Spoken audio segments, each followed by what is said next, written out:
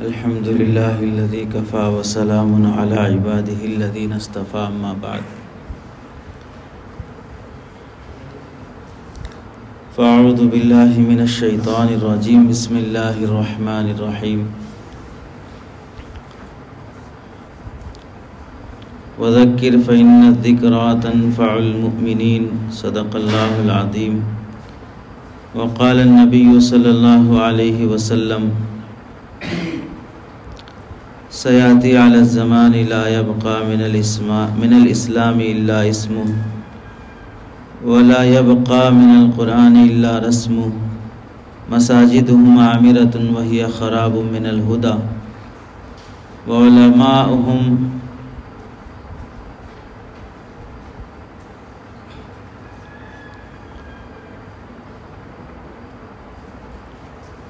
شر تحت أديم السماء منهم تخرج الفتنة وفيهم تعود أو كما قال النبي صلى الله عليه وسلم اللهم صل على سيدنا محمد وعلى آل سيدنا محمد وبارك وسلم اللهم صل على سيدنا محمد وعلى آل سيدنا محمد وبارك وسلم اللهم صل على سيدنا محمد وعلى آل سيدنا محمد وبارك وسلم۔ معزز محترم قابل قدر واجب الاحترام علماء کرام حفاظ اعظام، آپ ہی کے مابین کا ایک شخص کچھ باتیں ہم سب نے جو اپنے اکابر سے سنی ہیں، پڑھی ہیں، وہ ہماری علمی اور فکری اور ذہنی سطح کو بلند کرنے کے لیے، احساس ذمہ داری بیدار کرنے کے لیے اور اپنے کاموں میں دلچسپی، حسن اور خوبی پیدا کرنے کے لیے کچھ باتیں عرض کرنے کا ارادہ ہے۔ امید ہے کہ یہ باتیں ہم سب کے لیے مفید ثابت ہوں گی۔ پہلی بات تو یہ ہے کہ اللہ کے نبی علیہ السلام نے حجۃ الوداع کے موقع پر تفصیلی خطاب میں جو باتیں بیان فرمائی، ان میں ایک بات یہ بھی اللہ کے نبی علیہ السلام نے فرمائی تھی کہ آج کا یہ دن، یہ مہینہ، یہ جگہ جس طرح محترم ہے، ویسے ہر مسلمان اس کا مال، اس کی جان، اس کی عزت بھی محترم ہے۔ یہ آپ علیہ السلام نے حجۃ الوداع کے خطبے میں ارشاد فرمایا تھا۔ عام انسان کی جان، مال، اس کی عزت محترم ہے، اسی کے نتیجے میں کہ احترام انسانیت واجب ہے، اللہ رب العزت نے غیبت کو حرام فرمایا کہ غیبت یہ احترام انسانیت کے خلاف ہے، اس میں انسانیت کی توہین ہو جاتی ہے۔ جب وہ چیز حرام ہوئی تو اس کے مقابل کی جو چیز ہوتی ہے وہ واجب اور فرض درجے کی ہوتی ہے۔ تو دو باتیں بھی واضح ہوئی کہ احترام انسانیت بھی فرض ہے، واجب ہے، کسی کی توہین تحقیر کی اجازت نہیں ہوگی، اور پھر اس توہین کے کیا ذرائع ہو سکتے ہیں، اس میں سے ایک ذریعہ یہ بتایا گیا کہ کسی کی عیب جوئی کرنا اور کسی کی غیبت کرنا، کسی کی ٹوہ میں لگے رہنا، یہ سب چیزیں شریعت اسلامیہ میں حرام کی گئی ہیں۔ تو جب عام انسانوں کے بارے میں یہ حکم ہے، جو بھی وارث انبیاء ہوتے ہیں، حافظ عالم دین ہوتے ہیں، ان کے بارے میں تو یہ بات بدرجہ اولیٰ ہوگی کہ مقتدی کے مقابلے میں افضل ہونا، یہ حدیث سے بالکل ثابت شدہ چیز ہے۔ دوسری بات یہ ہے، کتاب و سنت سے جس طرح احترام انسانیت ثابت ہے، ویسے ہر فرد کے ذمے یہ بات لازم ہے کہ وہ اپنا احترام خود کرنا بھی سیکھے، اپنی عزت خود کرنا بھی سیکھے۔ اسی لیے اللہ کے نبی علیہ السلام نے کسب معاش کے احکام میں بیان فرماتے ہوئے فرمایا کہ کسب کے راستوں میں سے بہتر راستے کی تلاش کرو جس میں عزت بھی باقی رہے۔ اس کو فقہا نے مراتب میں بیان کرتے ہوئے فرمایا کفو کی حیثیت سے کہ کون کس کا کفو بن سکتا ہے، کہ مالدار اور غریب کا نکاح آپس میں کرنا ہو، جولاہے کا اور بڑھئی کا آپس میں نکاح کرنا ہو، کہ ایک لڑکی جولاہے کے خاندان کی ہے اور ایک بڑھئی کے خاندان کا لڑکا ہے، دونوں کفو بن سکتے ہیں یا نہیں بن سکتے ہیں؟ ایک تاجر ہے اور ایک نائی ہے، کفو بن سکتے ہیں نہیں بن سکتے ہیں؟ یہ کفو کی بحث اس واسطے ہوئی ہے کہ اگر غیر کفو والا شخص نکاح میں آ جاتا ہے لڑکی کے، تو لڑکی کی عزت باقی نہیں رہتی، اس کے خاندان کی عزت باقی نہیں رہتی۔ تو اولیاء کو، والدین کو حکم دیا گیا کہ اپنی عزت باقی رکھنے کے لیے اپنی بیٹی کا رشتہ اگر کفو میں ہو رہا ہو تو راضی رہو، اگر غیر کفو میں ہو رہا تو راضی مت رہو۔ اس کے مظاہر بیان کیے گئے فقہ میں، کیونکہ اپنا احترام کرنا خود ذمہ اپنے واجب ہے۔ اگر لڑکی بالغہ ہونے کے بعد اپنے اختیار سے خود نکاح کر لیتی ہے، حنفی مسلک میں ولی کی اجازت شرط نہیں ہے، فقہ شافعی میں شرط ہے، لیکن حنفی مسلک میں اس کا اختیار باقی رکھا گیا کہ اولیاء کو حق اعتراض حاصل ہے کہ اگر لڑکی غیر کفو میں نکاح کرتی ہے تو قاضی سے آپ فسخ کرا سکتے ہیں، چونکہ اس میں آپ کی عزت پہ آنچ آ رہی ہے۔ تو فقہی لحاظ سے بھی ہر انسان کو اپنے احترام کی وقات اور اہمیت بتائی گئی ہے۔ تیسری بات یہ ہے، مدرسہ پڑھاتے وقت درس میں طلبہ جو ہمارے سامنے بیٹھتے ہیں وہ استاذ کی نقل کرتے ہیں، استاذ کا اثر اپناتے ہیں۔ امامت کے وقت مصلی پر جب ہم رہتے ہیں، مقتدی اور مصلی وہ ہماری نقل اور ہماری اتباع کرتے ہیں۔ ایک نماز کی نیت میں کہا جاتا ہے 2 رکعت فجر کی فرض نماز پڑھتا ہوں تابع اس امام کے۔ مفتی مولانا خالد سیف اللہ رحمانی صاحب دامت برکاتہم نے لکھا ہے، حدیث میں آتا ہے کہ الامام ضامن، امام ضامن ہے۔ فقہاء نے اس سے استنباط کیا، ضامن ہونے کا مطلب یہ ہے کہ امام کی نماز ہوگی تو مقتدی کی ہوگی، امام کی نہیں ہوگی تو مقتدی کی نہیں ہوگی۔ یہ ہوا امام ضامن ہونے کا مطلب۔ دوسرا مطلب جو عموم کا ہے وہ ہے کہ امام ضامن ہے اپنے پیچھے پڑھنے والوں کی نماز کا بھی، امام ضامن ہے اپنے پیچھے پڑھنے والے مقتدیوں کی دین کا بھی، چونکہ نماز دین کے بنیادی ارکان میں سے ایک بنیادی رکن ہے، وہ اس بنیادی رکن کا ضامن بن گیا تو پورے دین کا بھی وہ ضامن بن گیا۔ تو مطلب یہ ہوگا کہ پیچھے پڑھنے والے مقتدی نماز میں جیسے اس کی اتباع کرتے ہیں، امام اس لائق ہے کہ اس کی اتباع کی جا سکے، ایسے ہی نماز کے باہر کی زندگی میں بھی امام کی زندگی ایسی ہوتی ہے اور ہونی چاہیے کہ مقتدی اس کی اتباع کر سکیں۔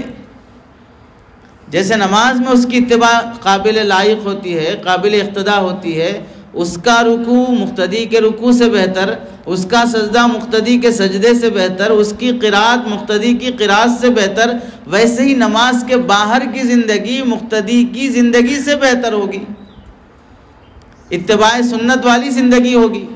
اگر اس کا یہ مفہوم نہیں لیا جائے تو مطلب یہ ہوگا کہ نماز میں تو ہم سب اپنے اپنے مقتدیوں کے لیے مقتدا بننے کے لائق ہیں کہ وہ ہم ان کے لیے نمونہ بن سکیں، نماز کے باہر کی زندگی میں ہم ان کے لیے آئیڈیل نہیں ہیں، ان کے لیے آئیڈیل کوئی اور شخص ہوگا۔ اور یہ کیسے ہو سکتا ہے کہ جو پورے سماج میں، پورے گاؤں اور دیہات میں دینی علوم کے لحاظ سے بھی، علم کتاب اور علم سنت کے لحاظ سے بھی، عوام کے نظر اور ذہن میں بھی یہ ہے کہ ہم سے بہتر ہیں امام صاحب، اور نفس الامری لحاظ سے بھی امام بہتر ہوتا ہے عوام سے، لیکن وہ صرف نماز میں مقتدا ہے، نماز کے باہر مقتدا بننے کے قابل نہیں ہے۔ چوتھی بات یہ ہے، ہم میں سے ہر شخص جس گاؤں میں ہے، جس دیہات میں ہے، جس قریے میں ہے، یہ ذہن میں رہنا چاہیے کہ میں معمولی خدمت نہیں کر رہا ہوں، میں غیر معمولی خدمت انجام دے رہا ہوں۔ ہم میں سے ہر شخص کا وجود اپنے اپنے گاؤں دیہات میں ایک فوجی کی خدمت کی طرح ہے۔ حضرت مولانا مفتی اشرف علی باقوی صاحب رحمۃ اللہ علیہ سبیل الرشاد کے قریب کے جو محتمم گزرے ہیں، 50 سال جنہوں نے بخاری شریف اس کرامت کے ساتھ پڑھائی کہ پڑھانے سے پہلے باوضو جس ہیئت میں بیٹھتے تھے، پوری بخاری شریف کا درس ہونے تک گھنٹہ، 1.5 گھنٹہ، 2 گھنٹے ہو جائیں، ہیئت نہیں بدلی جاتی تھی۔ درمیانی درس میں کنکھارنا یا کھانسنا نہیں ہوتا تھا، ہیئت بدلنا نہیں ہوتا تھا، کہیں اپنے جسم میں کھجانا یا خارش والا کوئی عمل نہیں ہوتا تھا۔ اس ادب احترام کے ساتھ 50 سال خدمت کرنا یہ کرامت سے کم نہیں ہے۔ اور حضرت کا ملفوظ ہے کہ ہر امام اپنی جگہ پر ملک کی باؤنڈری پر جس طرح فوج سرحد پر پڑے رہ کر ملک کی حفاظت کرتی ہے کہ کوئی بیرون ملک کا ہمارے ملک میں گھس نہ آئے اور وہ اپنی بیوی کو، بچوں کو اور اپنی خواہشات کو قربان کر دے کہ رنگ رنگیلیاں تو شہر میں ہیں، وہ شہر کے باہر ایسے کنارے پڑے ہوئے ہیں جہاں پر جنگل ہے اور صحیح سہولیات نہیں ہے، خود پکانا ہے اور صحیح ضرورتوں کی تکمیل بھی نہیں ہو پاتی ہے، ایسی جگہ پر وہ سالوں اور مہینوں پڑے رہتے ہیں۔ جیسے ملک کی سرحد کا ایک فوجی قربانی دیتا ہے، ویسے ہر عالم کو اپنے شہر، اپنے گاؤں اور دیہات میں ایک فوجی کی طرح پڑے رہنا چاہیے۔ جب ایک فوجی ملک کی سرحد کی حفاظت میں پڑے رہتا ہے تو ملک اس کی رعایت میں عام پبلک سے زیادہ سیفٹی اسے رہتی ہے، فیسلٹی اسے رہتی ہے، خریدنے کی چیزوں میں بھی اسے تخفیف اور کنسیشن ملتا ہے، بہت سی چیزوں میں حکومت کی طرف سے اسے رعایت ملتی ہے اس کے اس جذبے اور قربانی کی وجہ سے۔ ایسے ہی جب عالم ایسی قربانی اور جذبے کے ساتھ پڑے رہتا ہے تو اللہ بھی اپنی اس پوری کائنات کا مالک ہے، وہ بھی علماء اور ائمہ اور حفاظ کے لیے جو ایک فوجی کی طرح قربانی دینے کے لیے ڈٹ جاتے ہیں، اللہ بھی ان کے لیے کنسیشن، تخفیف، قوم کے دل میں محبت، عظمت، وہ ساری ضرورتیں جو ایک مالدار کی پوری نہیں ہو پاتی ہیں وہ ایک حافظ صاحب کی پوری ہو جائیں گی۔ جس گاؤں دیہات میں ہم خدمت کرتے ہیں وہاں کے مالدار آج تک عمرہ یا حج نہیں کر سکے اور ہم 8 سے 7 ہزار کی تنخواہ میں بیت اللہ کی زیارت کر چکے ہیں۔ وہ ساری ضرورتیں اللہ تعالیٰ اس کی پوری کر دیتے ہیں۔ تو ہمیں یہ احساس ہونا چاہیے کہ ہم کوئی معمولی کام نہیں کر رہے ہیں، اللہ جو ہم سے کام لے رہا ہے ایک فوجی کا کام لے رہا ہے۔ ہمارا وجود جس گاؤں اور دیہات میں ہے وہاں ہم فلاں دیوبند سے فارغ ہیں، مظاہر سے فارغ ہیں اور فلاں دارالعلوم سے فارغ ہیں یا دارالعلوم حیدرآباد سے فارغ ہیں، شاہی مراد آباد سے فارغ ہیں، جہاں سے بھی فراغت ہے، معلوم ہے کہ علماء حق میں سے کوئی وہاں پر ہیں اور زندہ دلی کے ساتھ ہیں تو باطل وہاں پر آنے کی ہمت نہیں کرے گا، عیسائیت وہاں پر نہیں پنپے گی، فیاضیت اور شکیلیت وہاں پر دم نہیں مارے گی، کیونکہ وہاں پر ایک عالم متحرک ہے۔ تو کیا پتا چلا کہ ایک ہمارا وجود کئی فتنوں کے رکاوٹ کا ذریعہ ہے۔ ہم محسوس نہیں کر رہے ہیں کہ ہماری وجہ سے، ہماری زندہ دلی کی وجہ سے، ہمارے وہاں پر کام کی وجہ سے کتنا باطل رکا ہوا ہے آنے سے۔ اگر وہ گاؤں ہم چھوڑ دیتے، وہ دیہات ہم چھوڑ دیتے تو پتہ نہیں کتنے لوگ مرتد ہو جاتے، کتنے شکیلی بن جاتے، فیاضی بن جاتے، قادیانی بن جاتے۔ اللہ ہمارے وہاں خدمت سے ان سب باطل کو روکے رکھا ہے۔ اسی طرح کتنے وہ مسائل، پراپرٹیوں کے جھگڑے، خلا طلاق کے مسائل جو کورٹ کچہریوں میں جا کر سالوں کے بعد بھی حل نہیں ہو پاتے ہیں اور لاکھوں خرچ کرنے کے بعد بھی کوئی مناسب فیصلہ نہیں ملتا ہے، مظلوم کو انصاف نہیں ملتا، ظالم کی دہائی، ظالم کی تعریف ہوتی جاتی ہے، ویسے دسیوں مسائل ہم دارالقضاء، دارالافتاء اور کونسلنگ سینٹر کے ذریعے سے اور اپنی ایک فجر اور عصر کے بعد کی بیٹھک میں آنے والی عوام جو مسائل پوچھتی ہے اس بہانے سے 5-10 منٹ وہ مسائل جو وکیل اور جج بھی حل کرنے میں سالوں لگا دیتے ہیں اور لاکھوں لگا لیتے ہیں، وہ ہم 10-15 منٹ میں خاندانوں کے مسائل حل کر رہے ہیں۔ ہمیں اس کا احساس نہیں ہوتا کہ ہم کتنا بڑا مسئلہ حل کر رہے ہیں ایک فیملی کا۔ اگر وہ فیملی ہمارے پاس آنے کے بجائے وہ پولیس اسٹیشن جاتی، کورٹ جاتی تو کتنے سال لگ جاتے، وہ عالم کے پاس آئی، امام کے پاس آئی، آپ کے پاس آئی، تو آپ نے آدھا گھنٹہ اس فیملی کے لیے دیا جس سے فیملی کا میٹر حل ہو گیا۔ تو ہم جو خدمت کر رہے ہیں اللہ تعالیٰ وہ بڑی غیر معمولی خدمت ہم سے لے رہا ہے۔ آپ جس گاؤں اور دیہات میں کام کر رہے ہیں وہاں پر 400 مکانات ہیں، 200 مکانات ہیں، 50-60 مکانات ہیں، 100 مکان بھی ہیں۔ 100 مکان میں اگر میاں بیوی اور 2 بچے بھی مانے جائیں تو 100 مکان میں 400 آدمی ہو گئے۔ 400 آدمیوں کا دین، 400 آدمیوں کے معاملات، 400 آدمیوں کی معاشرت، 400 آدمیوں کی اخلاقیات، 400 آدمیوں کا معاش اور معاد، یہ دونوں چیزیں اللہ نے آپ کے کندھے پر رکھے ہیں۔ آپ کسی بڑے ادارے میں خدمت کرتے، ایک ادارے میں خدمت کرتے ہوئے ایک درسگاہ میں 10 بچے ہیں، 8 بچے ہیں، اس طرح اگر 10 سال آپ محنت کریں گے تب جا کے ایک درسگاہ میں 10 بچے ہوں تو پھر ایک 10 سال میں آپ 400 شاگرد فارغ کر سکتے ہیں۔ لیکن جس گاؤں اور دیہات میں آپ خدمت کر رہے ہیں وہاں پر 400 شاگرد آپ کے لیے تیار ہیں۔ ان 400 پر آپ کا فیض ہے، واسطہ یا بلا واسطہ، ان کی دینی تربیت ہمارے کندھوں پر لگی ہوئی ہے۔ یہ بہت بڑی ذمہ داری کی احساس کرنے کی بات ہے۔ 5ویں بات یہ ہے، جو ذمہ داری بھی اللہ ہم سے لے رہے ہیں، جو کام بھی لے رہے ہیں، اس سلسلے میں یہ ذہن میں رہے کہ میں اس کام اور اس ذمہ داری کا مستحق ہونے کی وجہ سے اللہ یہ ذمہ داری مجھ سے نہیں لے رہے ہیں، یہ میری استطاعت کی وجہ سے اللہ نہیں لے رہے ہیں، اللہ اپنے فضل سے لے رہے ہیں۔ میں اس کا حقدار تھا کہ میں جامع مسجد کا امام بنوں، میں اسی کی صلاحیت کا تھا کہ میں جامع مسجد کا خطیب بنوں، میں اسی کی صلاحیت کا تھا کہ ایک ادارے کو سنبھالوں، میں اسی کی صلاحیت کا تھا میرے تحت میں 10-15 مکاتب چلیں۔ اگر اللہ مجھ سے یہ کام نہیں لیتا تو کون بندہ اللہ کو ملتا دوسرا کرنے کے لیے، دیہات میں ایسی قربانی دے کر پڑے رہنے کے لیے، اپنی خواہشات چھوڑنے کے لیے۔ میں چاہتا تو کسی اور جامعہ میں رہ سکتا، دارالعلوم کا مدرس رہ سکتا، کسی جگہ کا شیخ الحدیث رہ سکتا، شیخ التفسیر ہو سکتا، لیکن میں اپنے آپ کو اس کام میں لگایا ہوں، یہ میرے حق کی وجہ سے ہے، ہرگز ایسا نہیں ہے۔ اللہ تعالیٰ جو کام مجھ سے لے رہا ہے میں اس کا ہرگز مستحق نہیں ہوں، میں اس کا ہرگز اہل نہیں ہوں، اللہ مجھ سے یہ کام اپنے فضل سے لے رہے ہیں۔ دارالعلوم دیوبند میں ایک موقع سے قطبی منطق کی کتاب پڑھانے کے لیے جس استاذ کے ذمے وہ کتاب تھی اور ان استاذ سے بچوں کو سمجھانے میں یا سمجھنے میں دشواری ہو رہی تھی، اس وقت ناظم تعلیمات حضرت مولانا علامہ انور شاہ کشمیری رحمۃ اللہ علیہ تھے۔ حضرت تک شکایت پہنچی تو حضرت نے بیٹھک لگائی اساتذہ کی، اس میں حضرت مولانا مفتی شفیع صاحب رحمۃ اللہ علیہ سے حضرت نے فرمایا کہ مفتی شفیع تم یہ قطبی پڑھا لو۔ تو مفتی شفیع صاحب رحمۃ اللہ علیہ کا وہ جملہ تھا جسے حضرت مفتی تقی عثمانی صاحب نے میرے والد میرے شیخ نامی کتاب میں نقل فرمایا۔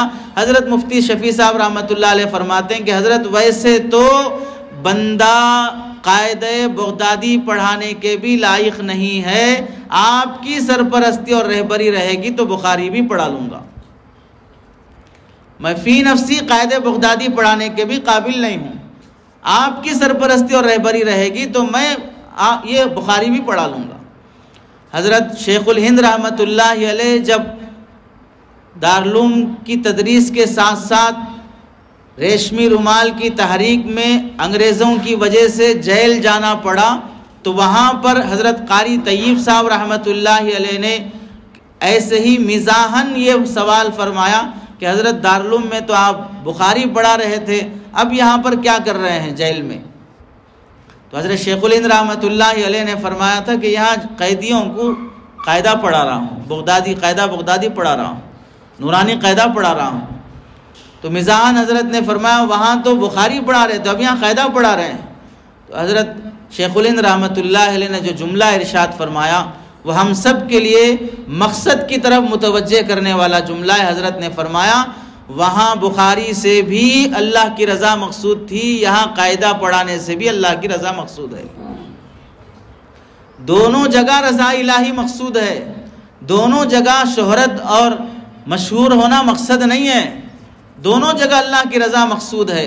اور حضرت قاری صدیق صاحب رحمۃ اللہ علیہ فرمایا کرتے تھے کہ کل قیامت کے دن قاعدہ بغدادی پڑھانے والے بہت سے بخاری پڑھانے والوں سے پہلے جنت میں جائیں گے، ان کے اپنے خلوص اور تواضع کی وجہ سے، انکساری کی وجہ سے، ان کی اپنی طلب شہرت اور ریاکاری کی وجہ سے۔ اور یہ زیادہ احتمال ہے کہ قاعدہ بغدادی پڑھانے والا اپنے کو چھوٹا ہی سمجھتا ہے کہ میں کیا کر رہا ہوں، میں تو نورانی قاعدہ پڑھا رہا ہوں۔ اور بالعموم ایسا ہوتا ہے نفس کے ساتھ کہ بڑی کتابیں پڑھانے والا اپنے کو اندر سے بڑا سمجھتا ہی رہتا ہے جب تک کہ اس کی اصلاح نہ ہو۔ تو ظاہری عوامل بھی ایسے ہیں کہ آدمی کے اندر یہ خیال پیدا ہو جائے کہ میں بڑا کام کر رہا ہوں، تو اس لیے کہا گیا کہ میں جو کر رہا ہوں اور مجھ سے جو کام اللہ لے رہے ہیں اس میں یہ ذہن میں رہے کہ میں اس کا مستحق نہیں ہوں، اللہ اپنے فضل سے مجھ سے کام لے رہے ہیں۔ اور جب یہ سمجھتا ہے بندہ کہ یہ کام میں اپنے استحقاق کی وجہ سے نہیں کر رہا ہوں، اللہ اپنے فضل سے لے رہے ہیں، تو پھر اس کام کی عظمت اور اہمیت پیدا ہوتی ہے۔ جب یہ چیز نہیں ہوگی تو اب جس کام میں لگا ہے اس کام کی اہمیت نہیں ہوگی۔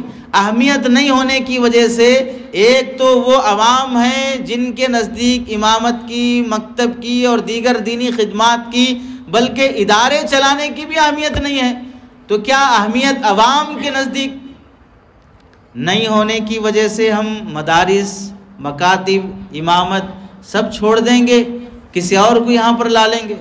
بعض مرتبہ جو ذہن میں آتا ہے کہ بھئی عوام کے ذہن میں امامت کی کوئی قدر نہیں ہے، اماموں کی کوئی اہمیت نہیں ہے، اماموں کی کوئی اہمیت نہیں ہے اس واسطے امامت چھوڑ دی جائے، مکتب کی کوئی اہمیت نہیں ہے اس واسطے مکتب چھوڑ دیا جائے، مدارس کی کوئی اہمیت نہیں ہے تو مدارس بند کر دیے جائیں۔ تو اہم غیر اہم ہونے کا معیار عوام کب سے بن گئے؟ عوام کا نظریہ کب سے بن گیا؟ فی نفسہ امامت اہم ہے یا نہیں ہے؟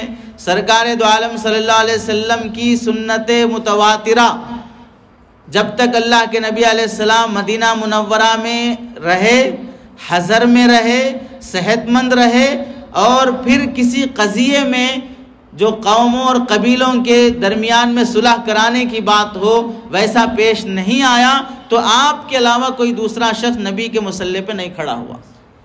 حضر میں رہے، صحت میں رہے اور قضیے میں نہیں رہے، تو آپ کے علاوہ کوئی دوسرا وہاں پر نہیں کھڑا ہوا۔ یہ سنت متواترہ ہے۔ اور حضرت مولانا اشرف علی صاحب باقوی رحمۃ اللہ علیہ فرمایا کرتے تھے کہ اللہ کے نبی علیہ السلام سے تعلیم، تبلیغ، تزکیہ اور تعلیم کتاب کئی چیزیں جو ثابت ہیں، ان میں سے ساری چیزوں میں تبدیلی آئی سوائے امامت کے۔ تعلیم ثابت ہے لیکن تعلیم کا طریقہ ثابت نہیں ہے، تزکیہ ثابت ہے، تزکیے کا طریقہ ثابت نہیں ہے، تبلیغ ثابت ہے، تبلیغ کا طریقہ ثابت نہیں ہے کہ اسی طریقے سے تبلیغ کرنا سنت ہے، سے روزے سے، چلے سے، عشرے سے، 4 مہینے سے، فلاں سے ہی کرنا مسنون طریقہ ہے، یہ ثابت نہیں کیا جا سکتا۔ 7 سالہ نصاب، پنجم میں یہ کتاب، ہفتم میں یہ کتاب، اس کے بعد سند فراغت، یہ ثابت نہیں کیا جا سکتا۔ نفس عالم بننا ثابت کیا جائے گا، نفس تزکیہ ثابت کیا جائے گا، لیکن امامت کے سلسلے میں ایسی بات ہے اس میں کوئی تبدیلی نہیں آئی۔ اللہ کے نبی فجر 2 ہی رکعت پڑھا رہے تھے، ابھی بھی 2 ہی رکعت ہیں۔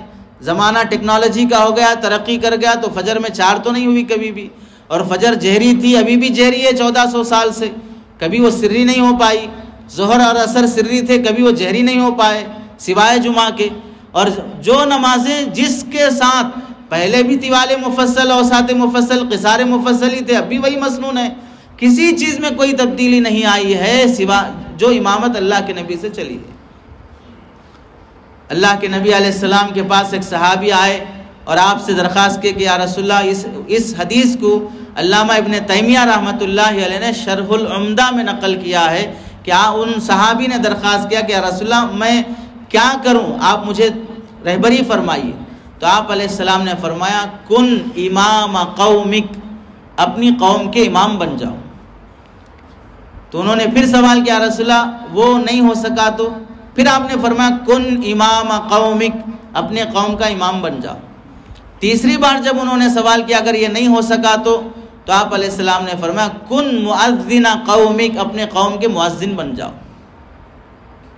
تو اللہ کے نبی علیہ السلام نے خود اس منصب کی رہبری فرمائی ہے۔ اور پھر امامت اللہ کے نبی علیہ السلام اور اللہ کے نبی علیہ السلام کے بعد خلفائے راشدین اور ہمارے اکابر میں سے جو ایک جگہ مستقل، قاری طیب صاحب رحمۃ اللہ علیہ مسجد قدیم میں سالوں امامت کیے ہیں، اور ہمارے اکابرین میں سے آج اب جو زندہ ہیں ان میں سے بھی دیکھ لیجئے، شہر حیدرآباد میں حضرت مفتی تجمل حسین صاحب، حضرت مولانا احمد ومیز صاحب، حضرت مولانا احمد عبید الرحمن صاحب، یہ بھی اپنے اپنی مساجد کے ائمہ ہیں۔ شروع میں مسجد کے ہم تابع رہتے ہیں، مثلا یوں مسجد کا جو نام رہتا ہے، مسجد معراج ہے، مسجد عثمان ہے، مسجد فلاں ہے، اس مسجد میں میری خدمت چل رہی ہے، لیکن ایک مسجد میں سالوں امامت کرنے کے بعد آدمی جب وہاں مقام پا لیتا ہے تو اب مسجد بھی امام کی طرف منسوب ہو جاتی ہے۔ اب کہتے ہیں عبد الرحمن صاحب کی مسجد، اب فلاں امام صاحب کا نام لے کر عبدالعظیم صاحب کی مسجد، فلاں قادر صاحب کی مسجد۔ پہلے تھے وہ اس مسجد کے تابع تھے، اب ان کی خدمت کے نتیجے میں یہ ہوتا ہے کہ مسجد کو اور پورے وہاں کے عملے کو ان کے تابع کر دیا جاتا ہے۔ شرط یہ ہے کہ ایک جگہ استقامت سے رہا جائے، ایک جگہ استقامت سے رہا جائے۔ اسی کو ہم سمجھ سکتے ہیں کہ اگر درخت کو 6 مہینے ایک جگہ گاڑنے کے بعد اکھاڑ کر دوسری جگہ گاڑیں، پھر وہاں 6 مہینے کے بعد اکھاڑ کر تیسری جگہ گاڑیں، چوتھی بار وہ درخت گاڑنے کے قابل نہیں، گاڑ دینے کے قابل رہتا ہے، اب اسے دفن ہی کر دیا جائے گا، وہ پھل پھول اور ہوا اور سایہ دینے کے قابل نہیں رہتا۔ بالکل ایسے ہی ہم 6 مہینے اس مسجد میں امامت، 6 مہینے اس مسجد میں امامت، 6 مہینے اس مسجد میں امامت، اس طرح پورے ڈسٹرکٹ کو گھوم گھوم کر بافیض بنانے کی کوشش کے بجائے ایک جگہ رہ کر بافیض بننے کی کوشش ہو، ایک جگہ رہ کر بافیض بننے کی کوشش کی جائے۔ بوریاں بستر باندھ کر آ جانا کہ اب یہاں سے میرا جنازہ ہی نکلے گا، اس نیت سے ہجرت کر جانا۔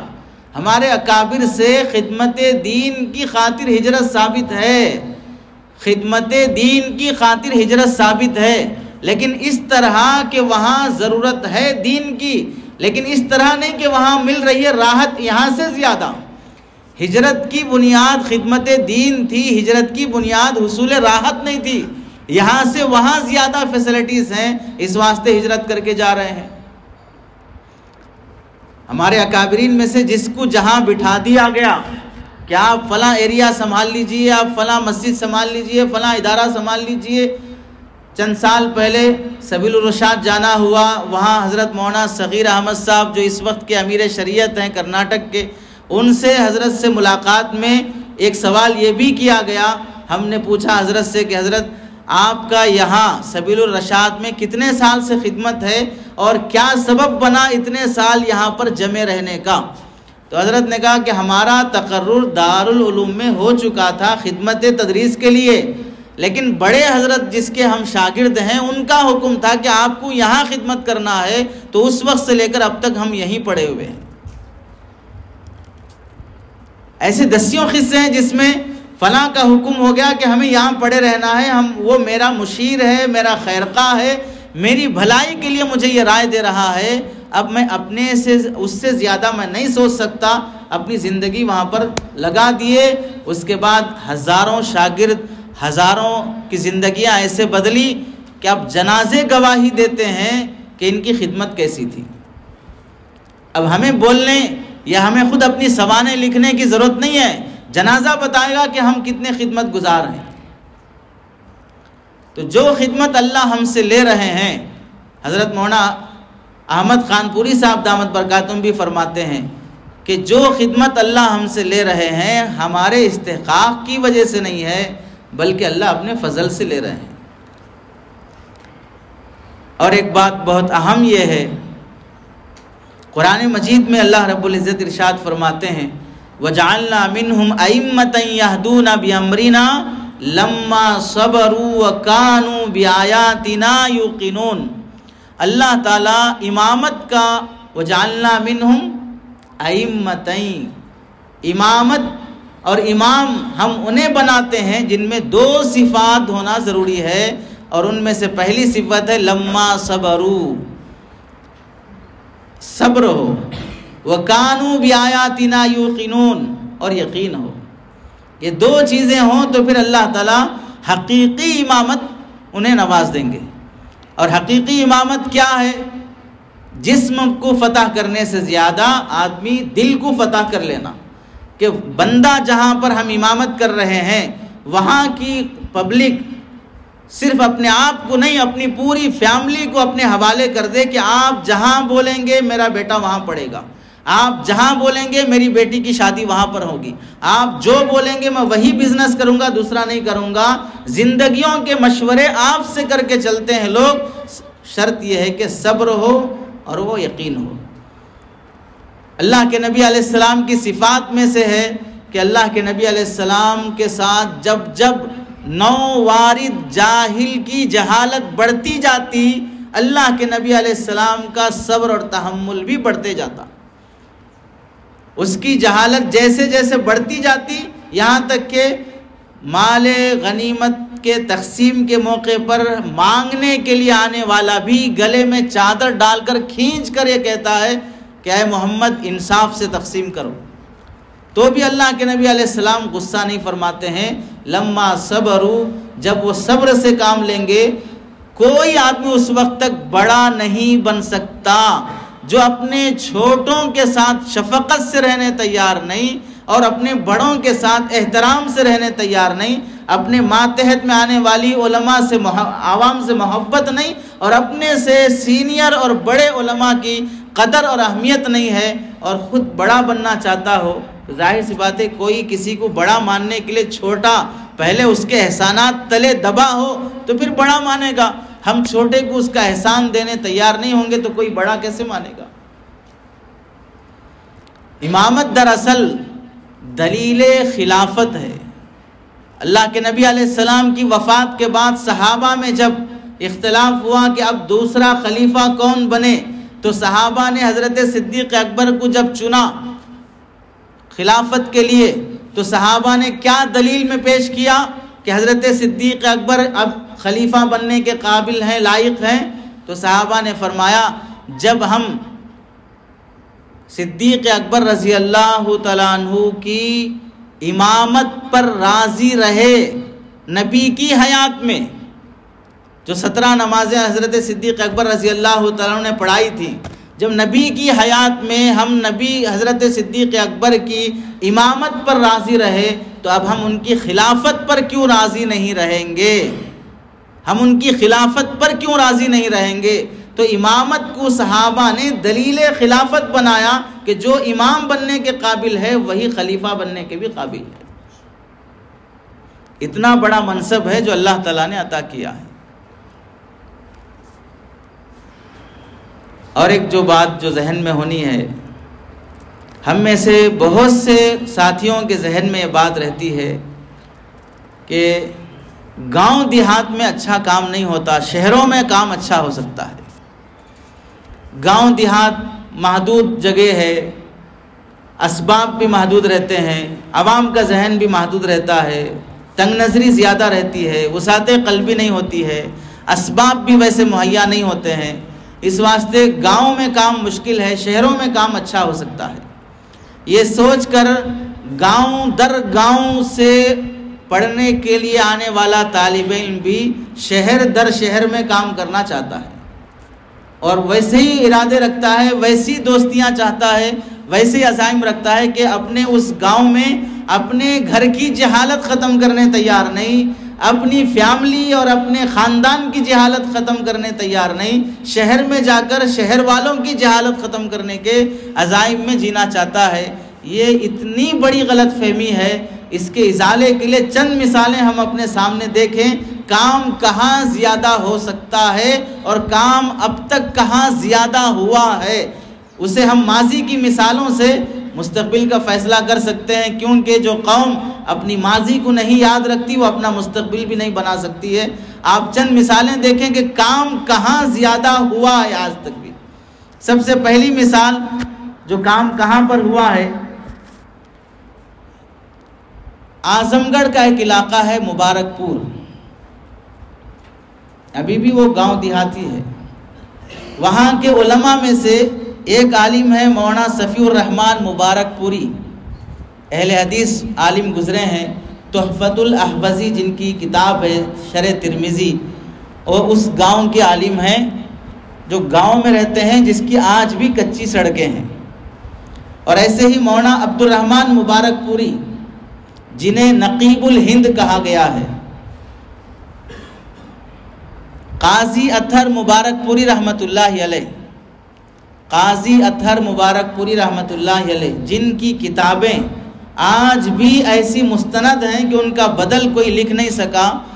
دارالعلوم کے شیخ الہند اکیڈمی سے حضرت کی کئی کتابیں دوبارہ تصحیح کے ساتھ چھپ رہی ہیں، جیسے ان میں سے خلافت راشدہ اور ہندوستان، خلافت عباسیہ اور ہندوستان، اور دیار یورپ میں علم اور علماء، عرب اور ہند، عہد رسالت میں خیر القرون کی درسگاہیں، قائد بغدادی سے بخاری شریف تک خود ان کی سوانح، ایسے ایسے نادر حوالوں کے ساتھ اسی گاؤں میں بیٹھ کر حضرت نے لکھا ہے۔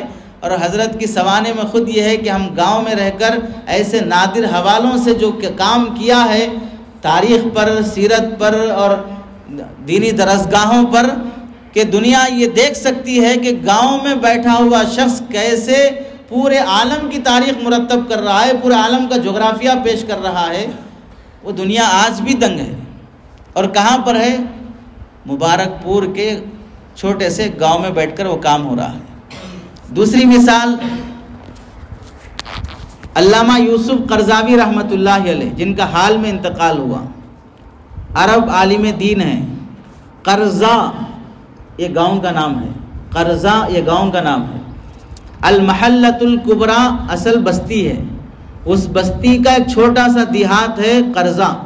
قرضہ میں بھی ایک چھوٹا سا محلہ ہے صفت تراب، اس کے پیدا ہوئے علامہ یوسف قرضاوی رحمۃ اللہ علیہ ہیں۔ 2 سال کی عمر تھی جب والد کا انتقال ہو گیا، 2 سال میں یتیم ہو گئے یہ شخص، اور چچا کی پرورش میں پلے ہیں، اور چچا ہی ان کی کفالت کیے ہیں۔ تعلیم سے فارغ ہونے کے بعد مختلف جامعات سے پڑھ کر کئی بار اپنے فتاویٰ کی وجہ سے وہاں کی حکومت، مصر وغیرہ کی حکومت نے انہیں جیل میں بھی بھیجا، اور جب ان کو پھانسی وغیرہ کی سزا کا بھی مسئلہ آیا تب یہ قطر منتقل ہوئے۔ 55 سال تک 55 کتابوں سے زیادہ ایسی تحقیقی کتابیں انہوں نے لکھی جو ایک اکیڈمی کرنے والے کام تنہا ایک فرد کر کے گئے نئے نئے مسائل پر۔ اور عرب میں منعقد ہونے والے سیمیناروں میں سے کوئی سیمینار ایسا خالی نہیں جاتا تھا جن میں علامہ یوسف قرضاوی کی رائے نہ لی جاتی ہو۔ اور کہاں کے ہیں؟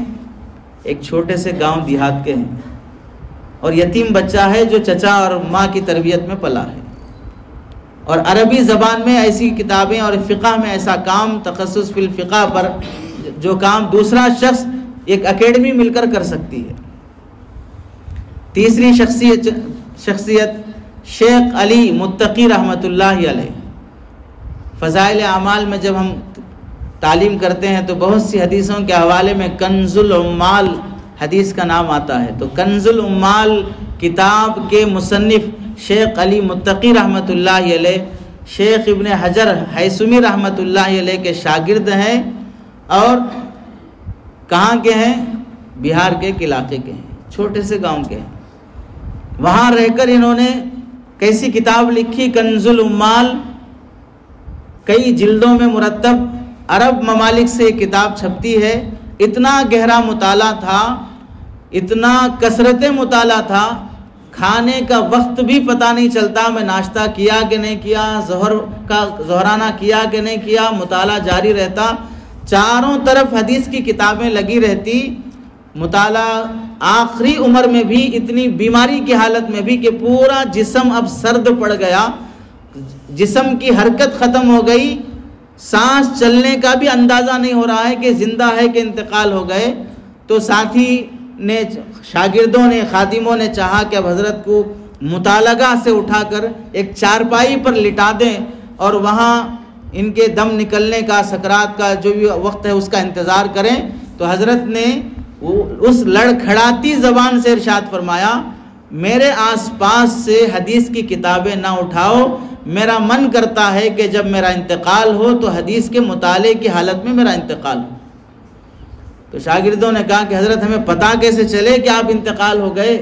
تو حضرت نے فرمایا میری یہ شہادت کی انگلی حرکت کرتی رہے گی، پورا جسم ساکت ہے، حرکت بند ہو گئی، شہادت کی انگلی حرکت کرتی رہے گی، جب تک یہ حرکت کرتی رہی تو میں زندہ ہوں، اور جب یہ حرکت بند ہو گئی تو پھر میں انتقال کر گیا۔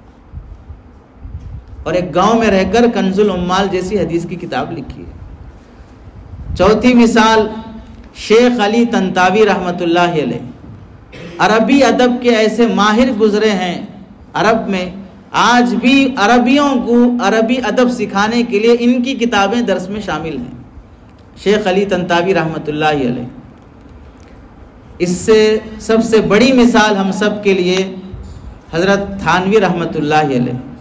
تھانہ بھون آج بھی کچی سڑک والا ہے، چھوٹی سڑک والا ہے، آج بھی وہاں پر پانی بورویل سے ہی لیا جاتا ہے، گھروں میں نل جیسا آج فیسلٹیز والا سسٹم ہے آج بھی نہیں ہے، آج بھی بجلی سے پریشانی ہے، گیزر کی پریشانی ہے، لیکن اتنی کثرت سے وہاں پر لوگوں کی آمد و رفت رہی، استفادہ کرنے والوں کی رہی، اس زمانے میں حضرت تھانوی کے اس زمانے میں رہی کہ حکومت کو یہ سوچنا پڑا کہ تھانہ بھون کو اسٹیشن، ریلوے اسٹیشن کا روڈ تو جاتی ہے لیکن اسٹیشن نہیں ہے، تو ہم حکومت یہ مشورہ کرنے لگی کہ واردین کی اس کثرت کی وجہ سے تھانہ بھون میں بھی ایک اسٹیشن بنا دیں۔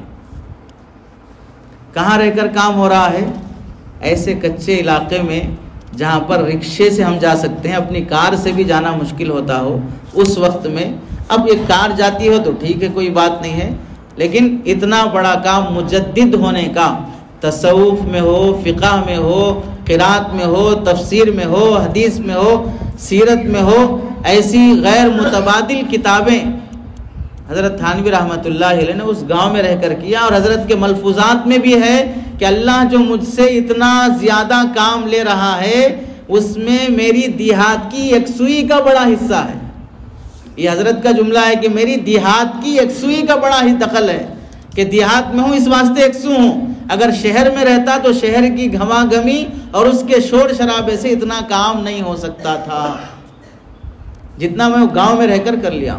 بیان القرآن جیسی کتاب اسی گاؤں میں رہ کے لکھی ہے، امداد الفتاوی جیسی کتاب اسی گاؤں میں لکھے ہیں، ملفوظات کی 31-32 جلدیں بن گئی، خطبات حکیم الامت کی 32-35 جلدیں بن گئی، وہ سب اسی گاؤں کا کرشمہ ہے۔ تو پھر یہ کیسے سوچا جا سکتا ہے کہ وہ گاؤں میں کام نہیں ہوگا، شہر میں کام زیادہ ہوتا ہے۔ اور ایک مثال شاہ وسیع اللہ رحمۃ اللہ علیہ، شاہ مسیح اللہ خان صاحب رحمۃ اللہ علیہ، اس سے تھانہ بھون سے تھوڑا پہلے جلال آباد، اب بھی کون سا بڑا شہر ہے جلال آباد، اب بھی کون سی پکی سڑکیں ہیں، کون سی پکی عمارتیں ہیں، یو پی کی تعمیرات میں اینٹیں جو استعمال کی جاتی ہیں اس میں استرکاری بھی نہیں کی جاتی ہے، دیوار ویسی کھلی دکھتی ہے۔ تو ویسی جگہ پر رہ کر شاہ وسیع اللہ صاحب، شاہ مسیح اللہ خان صاحب رحمۃ اللہ علیہ ایسا کام کیے کہ حضرت مفتی تقی عثمانی صاحب دامت برکاتہم اپنے والد کے انتقال کے بعد شیخ بنانے کی جب بات آتی ہے تو حضرت شاہ مسیح اللہ خان صاحب رحمۃ اللہ علیہ سے رجوع فرماتے ہیں کہ میں آپ کے ہاتھ پہ بیعت ہونا چاہتا ہوں، جو پہلے سے صاحب نسبت ہے وہ ان سے رجوع ہو رہا ہے کہ میں آپ کے ہاتھ پہ بیعت ہونا چاہ رہا ہوں۔ اور حضرت تھانوی کے اولین خلفاء میں سے ہیں، گاؤں میں رہ کر کام کیے ہیں، لوگوں کا مرجع بنے ہیں۔ اور ایک مثال حضرت مولانا شیخ عبد القادر رائے پوری رحمۃ اللہ علیہ، حضرت مولانا منظور نعمانی رحمۃ اللہ علیہ، حضرت علی میاں ندوی رحمۃ اللہ علیہ، حضرت شاہ الیاس صاحب رحمۃ اللہ علیہ، جن کے پاس دلی سے سفر کر کے جا رہے ہیں، لکھنؤ سے سفر کر کے جا رہے ہیں، اتنا دور کا سفر، رائے پور کہاں پر ہے، لکھنؤ کہاں پر ہے، دلی کہاں پر ہے، رائے پور کہاں پر ہے، اور اس زمانے میں جب کہ رکشے سے جانا پڑتا ہے، ٹانگے سے جانا پڑتا ہے اور چھوٹی سی سواری سے جانا پڑتا ہے، لیکن موقع بموقع ان کو ضرورت محسوس ہو رہی ہے، رائے پور جانے میں ہی ہماری عافیت ہے۔ ایک ہفتے تک حضرت علی میاں ندوی رحمۃ اللہ علیہ بیرون ممالک کے سفر سے واپس آنے کے بعد ایک ہفتہ وہاں پر قیام فرماتے تھے رائے پور میں، اور حضرت شیخ عبد القادر رائے پوری رحمۃ اللہ علیہ کی خانقاہ۔ گاؤں ہے، دیہات ہے، لیکن بڑے بڑے اکابر کا مرجع بنے رہے۔ اور حضرت علی میاں ندوی رحمۃ اللہ علیہ فرمایا کرتے تھے، جب حج کو جانے کے لیے ملاقات کی بات آتی، حضرت سے ملنے کے لیے آتے، تو حضرت عبد القادر رائے پوری رحمۃ اللہ علیہ فرماتے کہ علی میاں اپنے عرب کے بھلے مانسوں سے یہ کہہ دینا کہ اپنی ہتھیار اور اپنی فوج خود بنائے، پڑوس ملک سے اور دوسرے ممالک کی فوج اور ان کے ہتھیار نہ خریدے۔ اور یہ جملہ ہم لوگوں کے لیے بہت معمولی ہے، لیکن جو اسلامی تاریخ جانتے ہیں ان کے لیے یہ بہت بڑا جملہ ہے کہ وہی ملک محفوظ رہ سکتا ہے، فوج بھی اسی ملک کی ہو، ہتھیار بھی اسی ملک کا ہو۔ اگر باہر سے خریدا ہوا ہتھیار ہو، وہ فوج، وہ ملک کبھی محفوظ نہیں رہ سکتا۔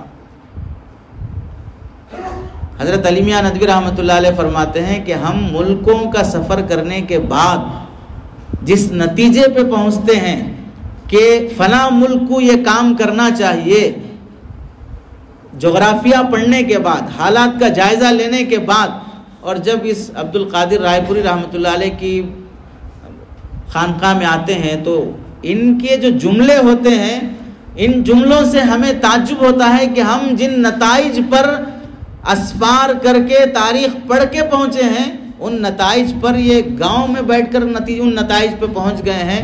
اور ایسا عجیب معلوم ہوتا ہے کہ کوئی سراغ ایسا ہے ان کی خانقاہ میں، یہاں سے پورے عالم کا جائزہ لے رہے ہیں اور نتائج بیان کر رہے ہیں۔ یہ حضرت علی میاں ندوی رحمۃ اللہ علیہ کا تبصرہ ہے۔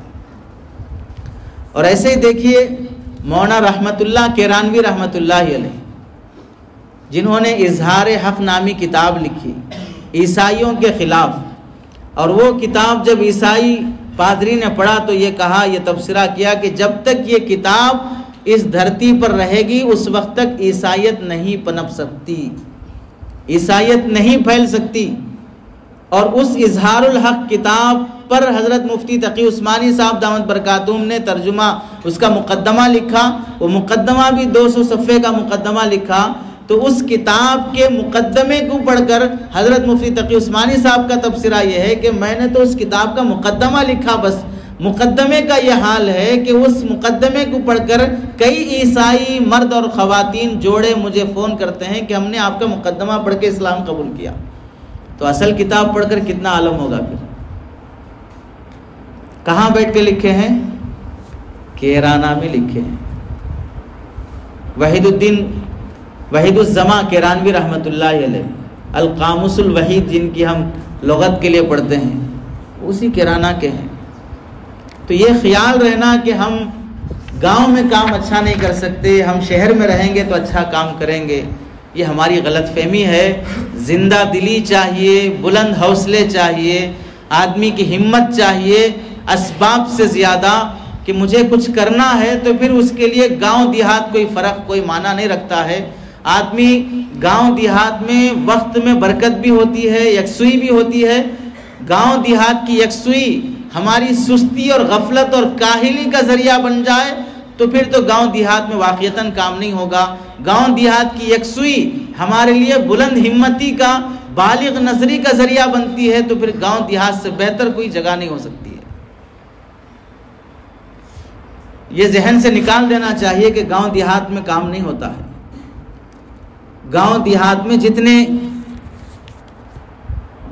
جہالت سے وابستہ پڑتا ہے، ہم خود اس کا تذکرہ کرتے رہتے ہیں کہ بھئی یہاں کے لوگ اتنے پڑھے لکھے نہیں ہیں، ان پڑھ ہیں، جاہل ہیں، لیکن افسوس یہ ہے حضرت مفتی محمود صاحب رحمۃ اللہ علیہ، بڑے مفتی صاحب کے پاس ایک مرتبہ کسی امام صاحب کی جنہوں نے 24 سال ایک جگہ پر امامت کی اور اس کے بعد انہیں مسجد کے ساتھیوں نے نکال دیا، تو شکایت لے کر آئے کہ حضرت وہ آپ سے جڑے ہوئے ہیں، تھوڑا میری طرف میرے لیے سفارش فرما دیجئے کہ میرے لیے وہاں پر دوبارہ امامت مل جائے۔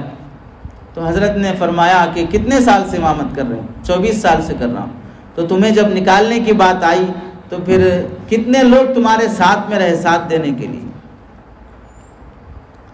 تو وہ صاحب کہنے لگے کہ 2 لوگ میرے سپورٹ میں رہے۔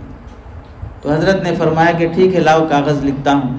تو حضرت نے کاغذ میں لکھا یہ شخص اسی قابل ہے کہ اسے امامت سے نکال دیا جائے۔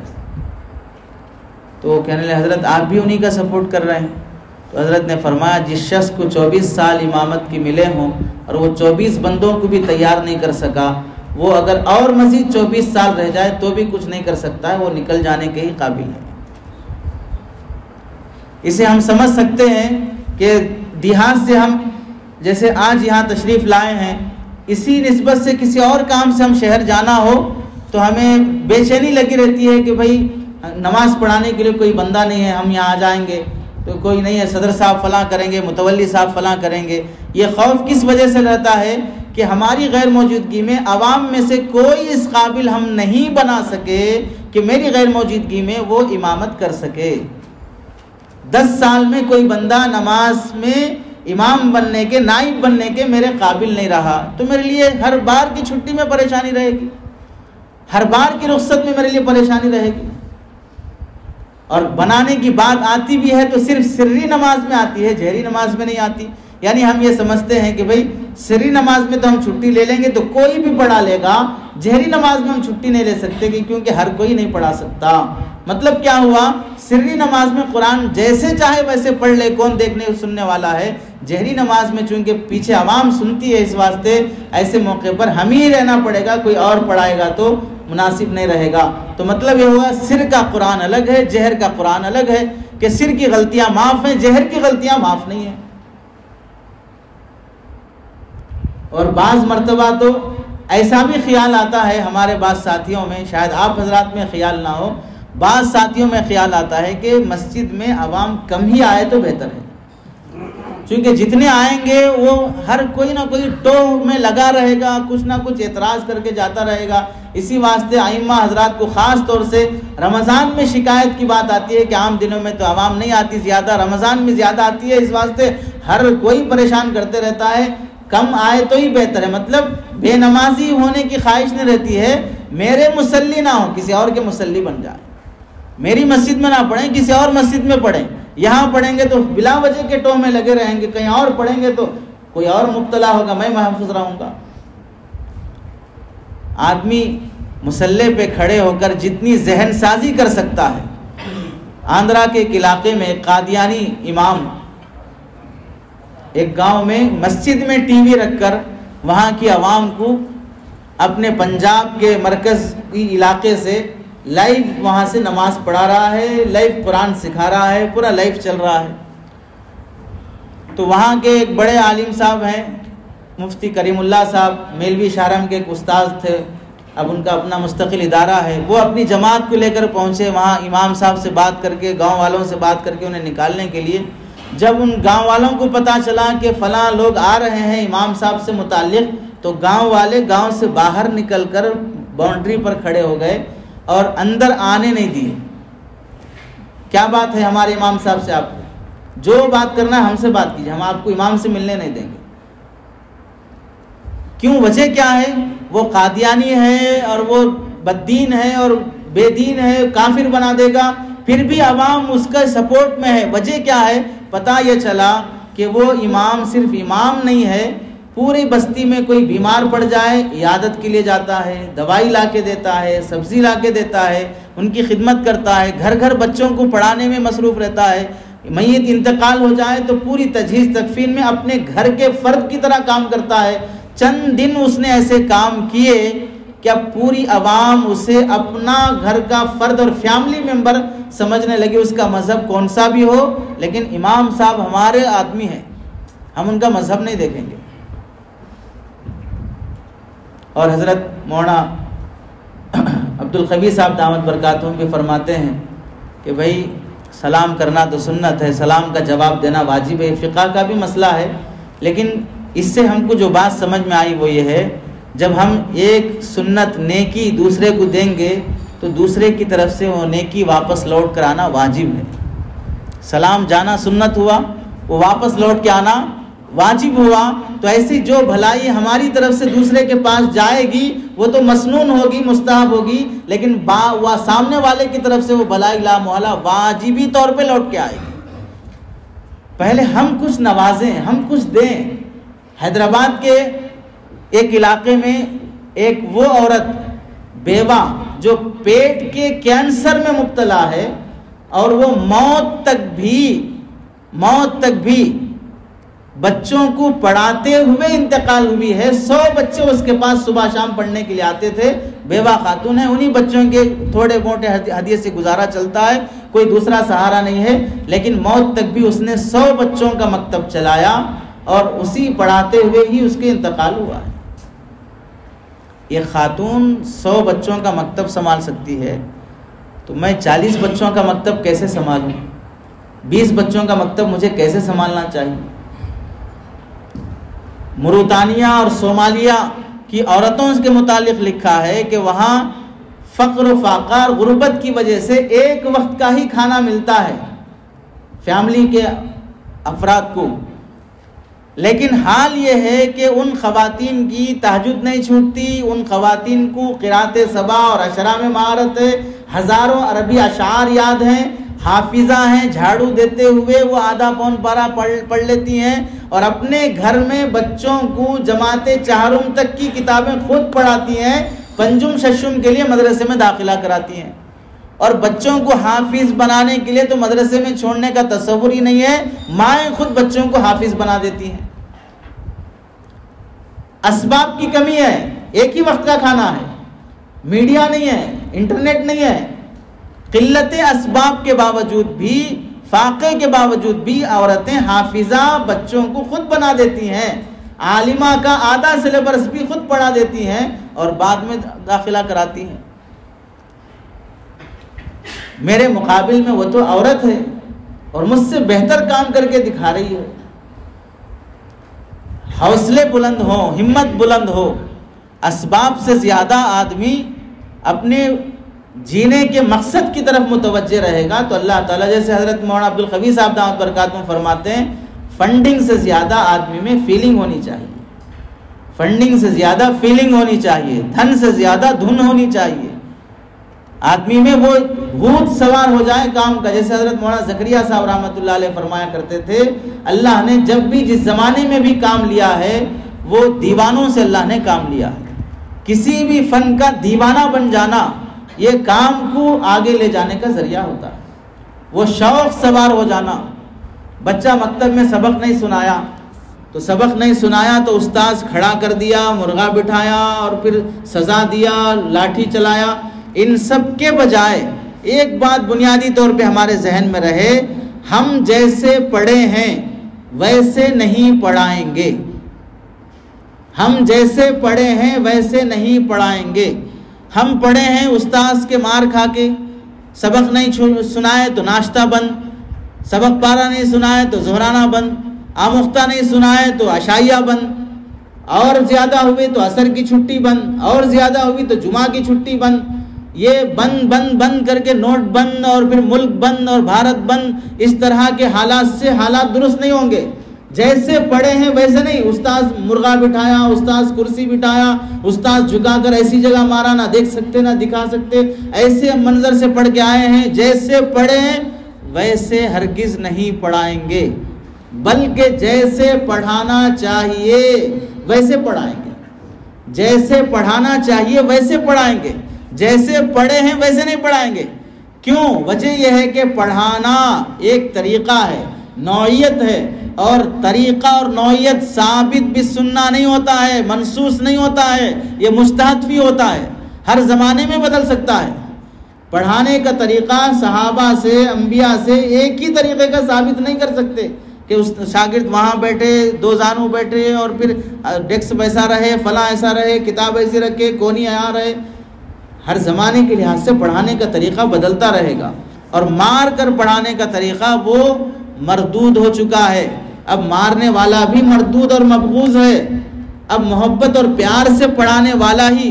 یہاں تک کہ صحابہ کے زمانے میں جنگ بدر کے جو قیدی اللہ کے نبی علیہ السلام کی طرف سے استاد بنائے گئے فدیے کے بدلے میں, کہ فدیہ دینے کے لیے پیسے نہیں ہیں تو انصار صحابہ کے 10 بچوں کو ایک قیدی تعلیم دے تو پھر وہ آزاد ہوگا.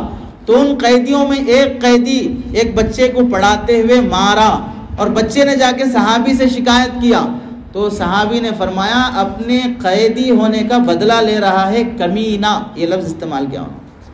اپنے قیدی ہونے کا بدلہ لے رہا ہے، اور کل سے تم اس کے پاس جانے کی ضرورت نہیں، دوسرے کے پاس جاؤ۔ 1400 سال پہلے ہی مارنے والے استاد سے بچے ہٹا لیے جاتے تھے، تو آج کیسے نہیں ہٹائے جائیں گے؟ 1400 سال پہلے۔ اسی واسطے ہمارا ذہن ہمارے متعلق عوام کے ذہن میں یہ بیٹھا ہوا ہے، جیسے آزادی کے موقع پر کہتے ہیں کہ انگریز بولتا تھا کہ سو جا ورنہ ٹیپو آئے گا، تو ٹیپو کو دکھا کر جیسے بچوں کو ڈرایا جاتا تھا، ویسے عوام آج مول صاحبوں کو دکھا کر ڈرا رہی ہے کہ اسکول جاتے نہیں تو مدرسے میں چھوڑ دیتے، اسکول جاتے نہیں تو مول صاحب کے پاس چھوڑ دیتے، مکتب میں چھوڑ دیتے۔ تو مطلب کیا ہے، جس طرح ایک پولیس بات میں کرتا ہے، لاٹھی پہلے چلاتا ہے، ویسے ہی مول صاحب بولیں گے بعد میں لیکن ماریں گے پہلے، ایسا تصور بیٹھا ہوا ہے۔ اور فقہی لحاظ سے بھی دیکھا جائے، علامہ شامی نے 7 سال کی عمر میں نماز کا حکم، 10 سال کی عمر میں ترک کرنے پر مارنے کا حکم، جو جہاں پر بحث کی ہے بچوں کی، وہاں پر حضرت علامہ شامی نے ضرب کی تعداد اور ضرب کی کیفیت پر بھی بحث کی ہے، کتنی چھڑی لگائیں گے اور کیسی لگائیں گے، کس پر؟ ترک صلاۃ پر 10 سال کی عمر میں، فرض چھوڑ دینے پر، جو فی نفسی فرض ہے بچے پہ فرض نہیں ہے۔ تو پھر قاعدہ جو فی نفسی بھی فرض نہیں ہے اور بچے پر بھی فرض نہیں ہے، وہ تو بچپن کی تعلیم کا ایک حصہ ہونے کی نسبت سے اسے دینے کا حکم ہے، تو اب اس کے ترک پر کتنے ضرب ہوں گے اور کیسے ہوں گے، اس پر بحث کیسے نہیں کی جائے گی؟ اسی واسطے کسی بزرگ کا قول پڑھنے کا اتفاق ہوا، انہوں نے کہا لعنت ہو اس شخص پر جس نے دینی تعلیم دینے میں سب سے پہلے مار کا استعمال کیا، دینی تعلیم دینے میں مار کا استعمال کیا، اس شخص پر لعنت ہو جس نے یہ سنت جاری کیا ہے۔ ورنہ تو اللہ کے نبی علیہ السلام کی نصیحتوں میں سے کہ فاستوصوا بہ خیرا، کہ میرے بعد تمہارے پاس ایک جماعت آئے گی جو دین کی طلب میں آئے گی، میں تمہیں نصیحت کرتا ہوں کہ تم ان کے ساتھ بھلے انداز سے پیش آؤ، جنہیں ہم مہمانان رسول کہتے ہیں، اور جب پٹائی کے وقت وہ مہمان نہیں ہوتا ہے، جن کے پیروں کے نیچے پر بچھائے جاتے ہیں، پٹائی کے وقت وہ پر نکال لیے جاتے ہیں، نفرت بیٹھ جاتی ہے۔ جتنے طلبہ، بعض نوجوان جو مکتب یا مدرسہ چھوڑ کر بھاگ گئے، چلے گئے، جب وہ مسجد میں بعد میں بالغ ہونے کے بعد نماز پڑھنے کے لیے آتے ہیں اور دیکھتے ہیں کہیں مکتب چل رہا ہے مسجد کے کونے میں، تو ان کو اپنی زندگی یاد آتی ہے اور اپنے دوستوں سے مذاکرے میں کہتے ہیں میں بھی ایک ٹائم یہاں مکتب پڑھنے آتا تھا، لیکن وہ مول صاحب کے جیسے چھوڑ دیا میں، کیونکہ وہ مول صاحب میرے دشمن تھے، یا وہ مول صاحب اتنا مارتے تھے کہ پڑھنے کو من ہی نہیں کرتا تھا۔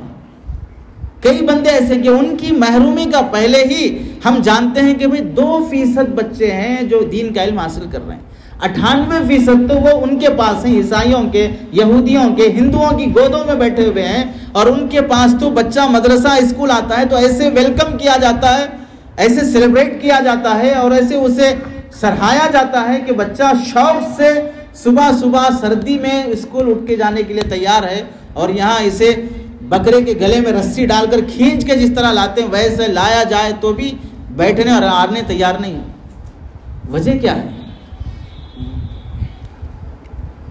مکتب پڑھانے والے اساتذہ کے اندر وہ سنجیدگی کہ میں جس بچے کے ساتھ یہ سختی کر رہا ہوں، میرے بچے کے ساتھ بھی کیا میں وہ سختی گوارا کروں گا؟ حضرت مولانا شاہ جمال الرحمن صاحب دامت برکاتہم فرماتے ہیں کہ یاد رکھو، مکتب کا جو بچہ تمہارے پاس پڑھنے کے لیے آ رہا ہے وہ تنہا اکیلا نہیں ہے، وہ پوری فیملی اور پورے خاندان کے ساتھ آ رہا ہے۔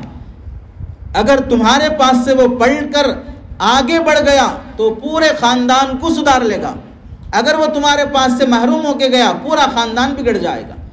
اس کی مثال ہم سب اس کی مثال ہیں، ہم بھی مکتب کے طالب علم تھے، اساتذہ نے ہمیں برداشت کیا، گوارا کیا، اب ہمارا گھرانہ محفوظ ہے ان سارے رسومات سے جو دوسروں کے گھروں میں ہے، شرعی پردہ ہے، نکاح بیاہ کے رسومات سے محفوظ ہے، جائز ناجائز کے حلال کا علم ہے، ہمارا خاندان محفوظ ہوا اسی مکتب کے بچے سے۔ حضرت امام شافعی رحمۃ اللہ علیہ جب پہلی مرتبہ مکہ مکرمہ کی مسجد میں درس دینے کے لیے آئے تو وہاں سیڑھیاں چڑھتے ہوئے رونے لگے اور فرمایا یہی وہ سیڑھیاں ہیں جہاں ایک وقت میری والدہ مجھے انگلی پکڑ کر نورانی قاعدہ اس زمانے کے حروف تہجی پڑھنے کے لیے لایا کرتی تھی، آج وہی دن ہے کہ میں انہی سیڑھیوں پر امام اور شیخ بن کر درس دینے کے لیے آ رہا ہوں۔ ہم بھی ایک دن میں ویسے ہی بچے تھے، لیکن اللہ کا کرم، اساتذہ کی محبت و شفقت، آج بھی آپ دیکھ لیجئے جن اساتذہ نے ہماری آپ کی پٹائی کی ہے، کتنی مرتبہ دل سے دعا نکلی ہے، بلکہ احترام کیسے کرتے ہیں، ارے ترے سے بھی نام لے لیا جاتا ہے۔ ان سب چیزوں سے گزر کے آئے ہیں۔ اور پھر دوسری بات، یہ تو فقہی بات تھی اور نفسیاتی بات تھی، اور عقلی لحاظ سے بھی دیکھا جائے تو بچہ سائنسی لحاظ سے بھی کوئی بچہ کن ذہن پیدا نہیں ہوتا۔ جیسے کن ذہن ہونا ایک عیب ہے، اندھا ہونا بھی ایک عیب ہے، لنگڑا ہونا بھی ایک عیب ہے، گونگا ہونا بھی ایک عیب ہے۔ تو آپ بتائیے سماج میں گونگے کتنے ہیں، سماج میں لنگڑے کتنے ہیں، سماج میں اندھے کتنے ہیں؟ بہت ریئر ہیں، بہت کم ہیں۔ ایسے ہی کن ذہن بھی بہت کم ہوتے ہیں، لیکن کن ذہن ہم سمجھے جاتے ہیں استاذ کی ناسمجھی کی وجہ سے۔ اسی واسطے اسکول اور مدرسے اور مکتب کے تعلیمی معیار کے فرق میں بات ہے کہ اسکول میں پڑھانے والے ٹیچر پوری زندگی کبھی بھی یہ لفظ ان کی زبان پر آنے کی اجازت نہیں ہے کہ کوئی ٹیچر کسی بچے کے بارے میں یہ تبصرہ کر دے کہ تمہارا بچہ نہیں پڑھ سکتا۔ یہ جملہ بولنے کا ٹیچر کو حق نہیں ہے، لیکن مدرسوں میں اور مکتب میں بڑی جرأت سے یہ جملہ بول دیا جاتا ہے کہ آپ کا بچہ نہیں پڑھ سکتا۔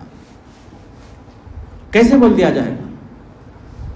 میں نہیں پڑھا سکتا ہوں، یہ اور بات ہے، نہیں پڑھ سکتا وہ بولنے کی استاذ کو اجازت ہی نہیں ہوتی ہے، اس واسطے کہ بچہ فی نفسی کن ذہن نہیں ہے۔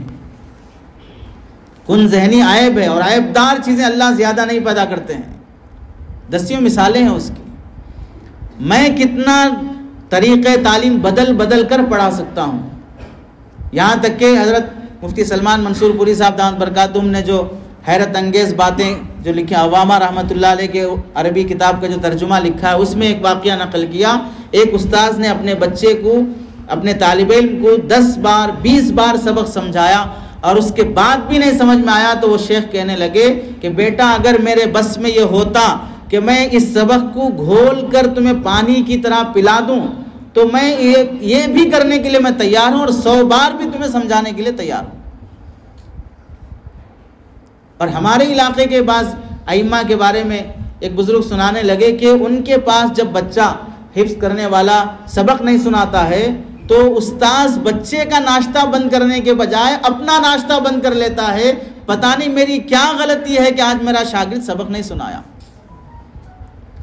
استاذ اپنے بچے کے پارہ ختم ہونے پر پارے کا امتحان دینے کے لیے جب دن آتا ہے، اس سے پہلے والے دن استاذ روزہ رکھتا ہے، کل میرے بچے کے پارے کا ختم کا دن ہے، اور اس کے لیے استاذ روزہ رکھ کے دعا کر رہا ہے کہ میرے اللہ میرے بچے کا وہ پارہ بغیر غلطی کے پاس کرا دے۔ یہ ہمارے درمیان میں موجود اساتذہ ہیں۔ ہمیں اپنی ان بچوں کی جو قدر ہونی چاہیے، میڈیا کے حوالے، انٹرنیٹ کے حوالے، اور جن بے حیائیوں کے حوالے 9 سال کی عمر میں جو بچے ہو رہے ہیں، آج اگر جو ہمارے پاس آ رہے ہیں ان کو ہم غنیمت نہیں سمجھیں، ان کی قدر نہیں کی جائے گی تو ہم جواب دہ رہیں گے۔ حضرت تھانوی رحمۃ اللہ علیہ فرماتے ہیں کہ نو فارغ حضرات کی یہ شکایت رہتی ہے کہ عوام ہمیں استعمال نہیں کرتی ہے، تو حضرت نے فرمایا استعمال کرنے کا مفہوم تمہارے ذہن میں کیا ہے؟ یوز کرنے کا مفہوم تمہارے ذہن میں کیا ہے؟ کوئی خاص مفہوم ہے تو اس طرح یوز کیا جائے گا، اس طرح استعمال کیا جائے گا۔ اس استعمال کرنے کا مطلب یہ ہے کہ تم سے دینی خدمات لی جائیں، امامت کو دینی خدمت سمجھتے ہو، مکتب کو دینی خدمت سمجھتے ہو، عوام کی دینی مسائل میں رہبری کو دینی خدمت سمجھتے ہو، تو یہی تو استعمال ہے۔ استعمال کا کوئی خاص مفہوم ذہن میں ہے تو وہ بتا دیا جائے گا عوام کو۔ تو ہم میں سے ہر بندہ اللہ کی طرف سے چنا گیا ہے اپنے اپنے علاقے کی خدمت کے لیے، اس کی قدر ہونی چاہیے۔ حضرت شاہ ابرار الحق صاحب رحمۃ اللہ علیہ فرمایا کرتے تھے، یہ جتنی خدمتیں اللہ نے ہمیں دے رکھی ہیں، یہ ساری خدمتیں، یہ ساری، بہت بڑا جملہ حضرت کا، یہ ساری خدمتیں مہمانان رسول ہیں، یہ ساری خدمتیں مہمان رسول ہیں۔ اور جب مہمان رسول، یہ ساری خدمتیں اللہ کے مہمان ہیں، یہ ساری خدمتیں اللہ کے مہمان ہیں، اور اللہ جس طرح بے نیاز ہے اللہ کی یہ خدمتیں بھی بے نیاز ہیں۔ جس خدمت کی تحقیر تمہارے دل میں آ جائے گی وہ خدمت تم سے چھین لی جائے گی، جس خدمت کی تحقیر آ جائے گی وہ خدمت چھین لی جائے گی۔ اسی واسطے آج اس زمانے میں دیکھ لیں، حضرت قاری کلیم اللہ صاحب، قاری امیر الحسن صاحب رحمۃ اللہ علیہ فرمایا کرتے تھے کہ یہ زمانہ تو وہ ہے کہ بھائی امامت نہیں ملے تو پیسے دے کر بھی اگر امامت ملتی ہے تو امامت لے لو، یہ وہ زمانہ ہے۔ امامت میں تنخواہ کتنی ہے وہ بعد میں دیکھنا، امامت نہیں ملی تو پیسے دے کے امامت لے لو۔ وجہ کیا ہے؟ ایک مثبت وجہ، ایک منفی وجہ۔ مثبت وجہ یہ ہے کہ اگر امامت میں امامت کا اہل نہیں آئے گا تو نااہل آئے گا، خود بھی گمراہ ہوگا، دوسروں کو بھی گمراہ کرے گا۔ تم اہل ہو اس واسطے لے لو۔ دوسری وجہ کیا ہے؟ اگر اہل امامت میں نہیں آئے گا تو الگ بات ہے۔ دوسری وجہ ہے کہ آج بے دینی کا عالم یہ ہے، عوام سے بڑھ کر خواص میں بھی جس کی امامت نہیں ہے اس کی نماز با جماعت بھی نہیں ہے، اس کی صف اول بھی نہیں ہے، اس کی تکبیر اولیٰ بھی نہیں ہے۔ جن فضائل پر اللہ کے نبی نے فرمایا تھا کہ صف اول کی فضیلت کا علم ہو جائے تو لڑیں گے بھڑیں گے، لیکن امامت نہیں ہے۔ امامت تھی تو صف اول نہیں محراب میں تھے، امامت گئی تو اب صف اول نہیں صف آخر میں بھی نہیں، گھر میں نمازیں ہو رہی ہیں۔ تو میرے عزیز ساتھیوں، ہماری بہت بڑی ذمہ داری بنتی ہے مکتب کو بھی سنبھالنا، امامت کی بھی قدر کرنا۔ کبھی یہ نہیں سوچنا چاہیے ہم امامت چھوڑ کر کوئی اور کام کریں گے۔ اس وقت امامت ہی ایک راستہ ہے جس سے ہم عوام کو سنبھال سکتے ہیں، سدھار سکتے ہیں، ذہن بنا سکتے ہیں۔ اس کے علاوہ ہٹ کر آپ بتائیے، مدارس میں پڑھانے والے بڑے سے بڑے شیخ الحدیث سے بھی عوام کا رابطہ زیادہ ہے یا اپنی مسجد کے امام سے زیادہ رابطہ ہے؟ مسجد کے امام سے زیادہ رابطہ رہتا ہے عوام کا، بڑے سے بڑے استاد سے بھی اتنا زیادہ رابطہ نہیں رہتا ہے۔ عوام کی تربیت امامت سے ہٹ کر، اور پھر جمعہ کا جو نظام اللہ نے ہمیں دیا ہے وہ نظام کسی مذہب میں نہیں ہے، وہ نظام کسی مذہب میں نہیں ہے۔ ہمیں اس نظام کی قدر کرنی چاہیے۔ بیان پوری تیاری سے ہو، پورے مطالعے سے ہو، پورے ذہنی پرمغز مواد کے ساتھ ہو۔ واٹس ایپ کا مطالعہ نہیں، انٹرنیٹ کا مطالعہ نہیں۔ ہم میں تو کوئی بھی شخص ایسا نہیں ہوگا جو یہ سمجھتا ہو کہ فزیکل پائے جانے والے انسانی وجود کو ہم اپنا استاذ بنانے کے بجائے اور یہ ڈیجیٹل اور الیکٹرانک چیزوں کو ہم اپنا استاذ اور مفتی سمجھتے ہوں۔ عوام کے بارے میں تو کہا جا سکتا ہے کہ ان کا سب سے بڑا مفتی اعظم گوگل جناب محترم صاحب، جناب گوگل صاحب ہیں یا جناب انٹرنیٹ صاحب ہیں، یہ ان کے مفتی اعظم ہیں۔ لیکن ہم میں سے ہمارا کوئی امام، ہمارے ائمہ اکابر ہیں، پورے مطالعے اور پرمغز مواد کے ساتھ جو بات پیش کی جائے، جلسوں سے کچھ ہونے والا نہیں ہے۔ فقہ کی اصطلاح میں تو جلسہ کسے کہتے ہیں؟ جلسہ دو سجدوں کے درمیان کے وقفے کو کہتے ہیں۔ فقہ میں تو دو سجدوں کے درمیان میں جو بیٹھا جاتا ہے اسے جلسہ کہتے ہیں۔ تو جلسہ تو اتنی دیر کا رہے گا بس، اور ہمارے جلسے تو 3-3 گھنٹے کے، 5-5 گھنٹے کے ہوتے ہیں، جس میں کچھ حاصل نہیں ہوتا، بمقابل اس کے جو جمعہ کے بیان سے ایک ذہن بنایا جا سکتا ہے۔ میرا مزاج، میرا مطالعہ، میری ذہنی سطح، یہ سب میں اپنی عوام میں اتار سکتا ہوں جمعہ کی برکت سے۔ ہندو دھرم میں نہیں ہے کہ ان کی عوام کسی دن جمع ہو کر مندر میں رامائن مہابھارت پڑھتی یا سنتی ہو۔ عیسائیوں میں نہیں ہے کہ بائبل کے کچھ منتر وہ پڑھتے سنتے ہوں اور انہیں سمجھ میں بھی آتے ہوں۔ یہودیوں میں نہیں ہے، لیکن اسلام اور مذہب اسلام میں یہ بات ہے کہ پورے مذہب کو سمجھانے کے لیے اللہ نے جمعہ کا نظام دیا ہے۔ اس کی پوری، اب ہمیں شکایت رہتی کہ عوام نہیں آتی، بیان ختم ہونے کے موقع پہ آتی ہے۔ حضرت مولانا سلیم اللہ خان صاحب رحمۃ اللہ علیہ جو پڑوس ملک ہیں وہ فرمایا کرتے تھے، ذمہ دار خطیب کی بات ذمہ داری سے سنی جاتی ہے، ذمہ دار خطیب کی بات ذمہ داری سے سنی جاتی ہے۔ اور حضرت مولانا مفتی نوال الرحمان صاحب دامت برکاتہم فرماتے ہیں، پیا ہوا خطیب ہی پلا سکتا ہے، پیا ہوا خطیب ہی پلا سکتا ہے۔ مضمون پہلے میں پیوں، میں پی لوں اسے، میں پختہ کر لوں، میں ایک نظریہ بنا لوں اس مضمون سے، اب میں بنا سکتا ہوں نظریہ۔ جیسے حضرت مولانا عبدالقوی صاحب دامت برکاتہم فرماتے ہیں، قابل ہونا الگ بات ہے، قابل بنانا الگ بات ہے، صالح ہونا الگ بات ہے، صالح بنانا الگ بات ہے، یعنی مصلح ہونا الگ بات ہے۔ تو جمعہ کے لیے ویسی تیاری ہونی چاہیے کہ میں اپنا مواد اس طریقے سے پیش کر سکوں کہ میرے سامع کا ذہن پچھلی سطح سے بعد والی سطح پر آئے۔ اس سے بڑی بات سوچنے کی یہ ہے کہ جمعہ سے مجھے کتنا فائدہ ہوا، جمعہ کی برکت سے میں کتنی حدیثیں یاد کیا، میں کتنی تفسیریں دیکھا، میں کتنا مطالعہ کیا، میری مطالعے کی سطح کتنی بڑی، یہ بھی ضرورت ہوتی ہے۔ اور اس کے ساتھ ساتھ آخری جو چیز یہاں پر آپ حضرات کو جمع کرنے کی ہے وہ ہے اپنے قرآن کی تجوید اور اصلاح سے متعلق 2 منٹ اس بارے میں بول کر اپنی بات مکمل کی جائے گی۔ تجوید کا جو لفظ ہے لغوی معنی کے لحاظ سے یہ تحسین کے معنی میں آتا ہے، جیسے جودتن عربی میں بولتے ہیں عمدہ، خوشنما، تو تجوید کے معنی میں آتے ہیں تحسین، قرآن کو عمدہ انداز میں، خوشنما انداز میں پڑھنا، یہ تجوید ہے۔ ترتیل کے معنی صاف صاف ٹہر ٹہر کر پڑھنا کہ ہر لفظ واضح انداز میں سمجھا جا سکے، اسے کہتے ہیں ترتیل۔ ورتل القرآن ترتیلا، اور حضرت علی رضی اللہ تعالیٰ عنہ اس آیت کی تفسیر میں فرماتے ہیں ورتل القرآن ترتیلا کی تحت میں کہ ہر حرف کا حق ادا کرنا، ہر حرف کا حق ادا کرنا، حروف کی تجوید اور وقوف کے علم کے ساتھ تلاوت کرنا، یہ قرآن کا حق ہے اور یہ ترتیل میں داخل ہے۔ تجوید سے اور تصحیح کے ذریعے سے قرآن پڑھنے کا مطلب کیا ہے؟ فن اصطلاح مجویدین کے نزدیک قرآن مجید اللہ کے نبی علیہ السلام پر جیسے نازل ہوا، نبی نے جیسے پڑھ کے سنایا، صحابہ نے جیسے پڑھ کے سنایا، نسلم بعد نسل متواتر طریقے سے، متواتر قرات کے ساتھ جو منتقل ہوتے آیا ہے، اس طریقے سے پڑھنے کا نام تجوید ہے۔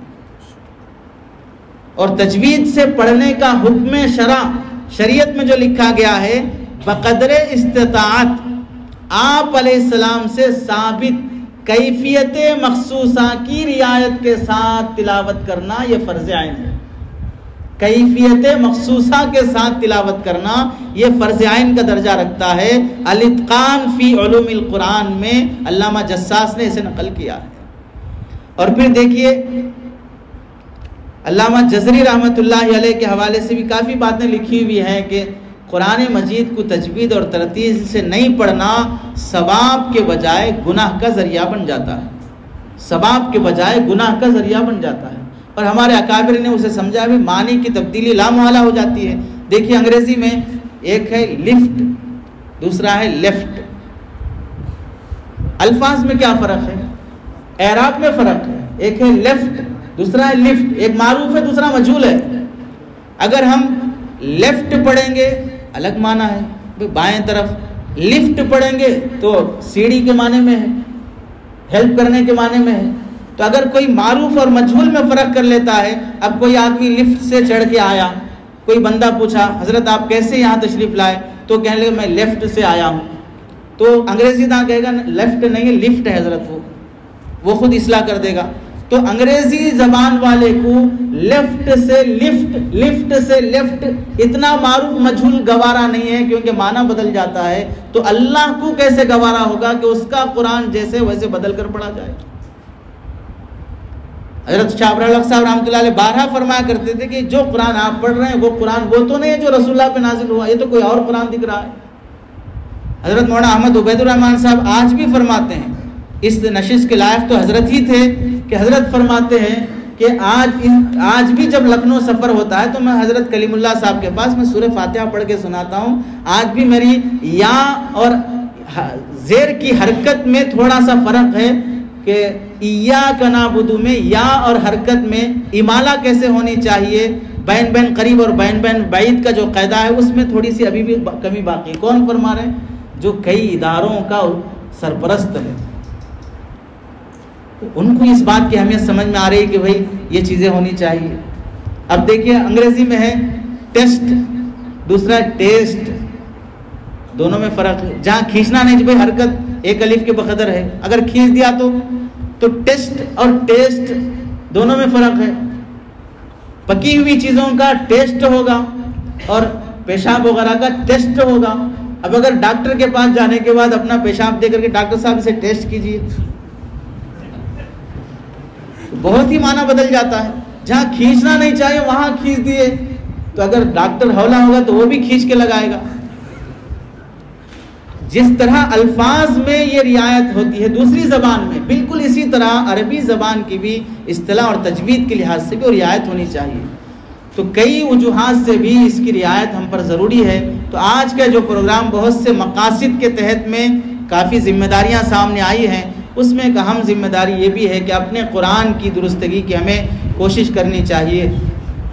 امامت کی ذمہ داری، مکاتب کی ذمہ داری، خطابت کی ذمہ داری، اپنی اپنی عوام کی دینی رہبری کی ذمہ داری، اور اپنے قرآن کی اور اپنے اصلاحی تعلق کی ذمہ داری، یہ کئی ذمہ داریاں ہم پر عائد ہوتی ہیں. حضرت مولانا علی میاں ندوی رحمۃ اللہ علیہ، حضرت سید ابو الحسن ندوی رحمۃ اللہ علیہ، یہ دونوں حضرات فرمایا کرتے تھے قوم میں جب بھی کوئی فتنہ آیا ہے تو قوم نے سب سے پہلے اپنے علماء کی طرف نگاہ کی ہے کہ ہمارے علماء اس وقت کیا رہبری کریں گے. آنکھیں بند کر لینے سے طوفان نہیں تھمتا، بلی کی طرح آنکھیں بند کر کے دودھ پینے سے مسئلہ حل نہیں ہوتا. ایسے آئے ہوئے باطل اور طوفانوں کا مقابلہ کرنے کے لیے منہ موڑ لینا اس کا حل نہیں ہے، لا علمی اور جہالت اس کا حل نہیں ہے، بلکہ ثابت قدمی کے ساتھ، مجاہدانہ کارناموں کے ساتھ جو قوم دوسروں کے لیے، قوم کے لیے جیتی ہے وہ مر کے بھی جیتی ہے، اور جو اپنے لیے جیتے ہیں وہ جیتے جی مر جاتے ہیں. زندگی میں وہ رہتے بھی ہیں لیکن لوگوں کو ان کی زندگی کی خبر بھی نہیں ہوتی. اور بہت سے لوگ وہ ہیں جو خبر میں بھی چلے گئے، آج بھی وہ ایسے گویا کہ زندہ ہیں. مخلص بننے کی کوشش کی جائے. مخلصوں کی قبرستان آج بھی آباد ہیں مزاروں کی شکل میں، وہ روحانی فیض یا وہاں سے اب بھی جاری ہے. اور جو بناوٹی ہوتے ہیں اور ریاکار ہوتے ہیں اور توڑ پیدا کرنے کے ماحول میں ہوتے ہیں، ان کے محلات بھی ویران ہوتے ہیں اور مخلصوں کے قبرستان بھی آباد ہوتے ہیں. ہمیں کئی صفات کے ساتھ اپنی ذمہ داریوں کو نبھانا چاہیے. اللہ سے دعا ہے کہ اللہ عمل کی توفیق نصیب فرمائے. آمین. وآخر دعوانا الحمدللہ رب العالمین.